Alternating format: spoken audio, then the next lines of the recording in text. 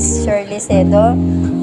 Ako po ay isang caretaker dito sa laundry shop na Estetic Laundry Shop. Kung mga tiyak na regulasyon at sertifikasyon sa kapaligiran ang sinusunod ng inyong Kami po ay mayroong mga sanitary permit, business permit, yan sa mga barangay din, meron kami mga permit. Bago ito na itayo. Next po, maaari mo po bang ipabahagi ang mga hamon na kinakaharap habang tinitiyak ang pagsunod sa mga regulasyon sa kapaligiran?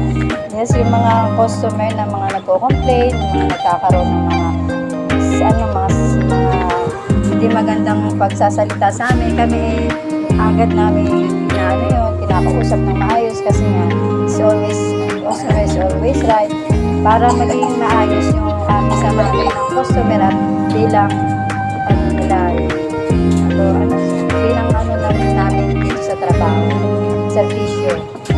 Paano na natiling updated ang inyong kumpanya sa mga pagbabago sa mga batas at regulasyon ukol sa kapaligiran? Kami ay meron mga promo na pinapatupad na para sila ay maging maingganyo sa aming laundry shop. Meron kami mga self-service na tinutupad na gusto nila. Sila ang gagawang do-it-yourself para meron silang mga magandang choices na dito sa aming laundry shop. Anong mga uri ng mapanganib na basura ang inilikha ng iyong shop? Sa fiber yun, tapos sa mga gas, nangyayari yun, pwede kami magkaroon ng mga problema ng mga kalusugan. Kaya kailangan sunod-sunod na.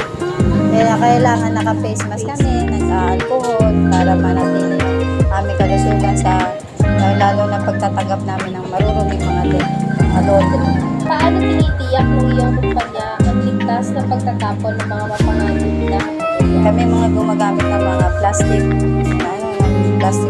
garbage bag, nilalagay namin sa trash can para maging maganda yung aming mga ginagamit na mga sabon para maayos sila, hindi nagkakalat. Sa Section 3 po, ito naman yung mga hakbang sa kontrol ng polusyon. Yung unang tanong ko is, anong mga estratehiya ang ipinapatupad ng inyong shop upang mabawasan ang polusyon sa mga operasyon?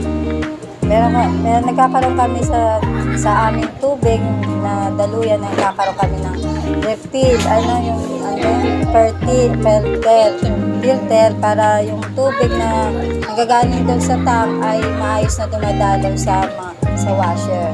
Ganon din ang dryer, meron din yung exhaust fan para siya lumalabas yung mga fiber na hindi kami makalanghap.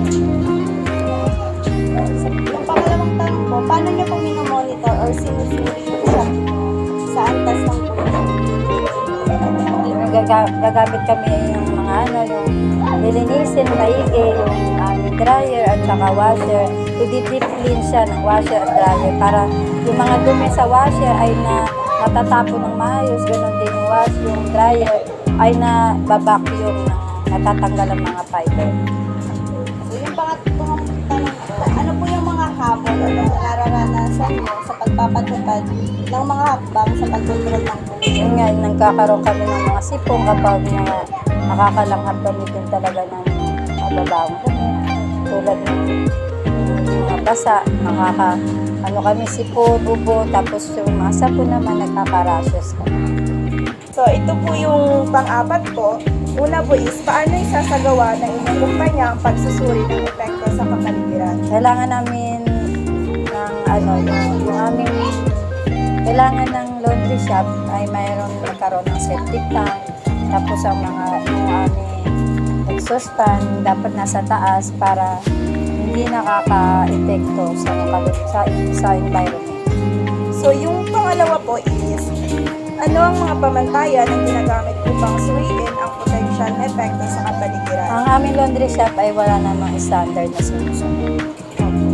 So, yung last po is, gaano kadalas na nire-review o ina-update ang mga industrial assistant bilang tugon sa mga pagbabago sa operasyon? Yun, lagi kami yearly nag-aano ng mga business permit, yearly din yung aming distinguisher.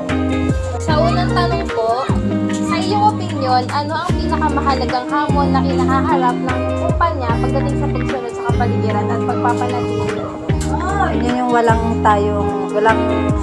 proper na drainage, walang proper na free space para sa fiber. Next question po is, anong karagdagang mga pagkukunan o suportang sa tingin mo ay kailangan ng mga kumpanya upang mapabuti ang kanilang mga gawin sa kapaligiran? Kailangan tayong masuporta galing sa pamahalaan o galing sa bawat sektor ng pamahalaan na mabigyan ng mga tamang drainage, tamang free space nga sa air para hindi tayo maka-epekto sa environment. Next po is, paano mo nakikita ang hinaharap ng pagsunod sa kapaligiran na umuunlad sa industriya? Yung mabigyan ng mga solusyon yung mga ganitong mga mabigyan ng solusyon, pamamaraan na tama ang bawat business na may ganitong na makaka-apekto sa ating environment.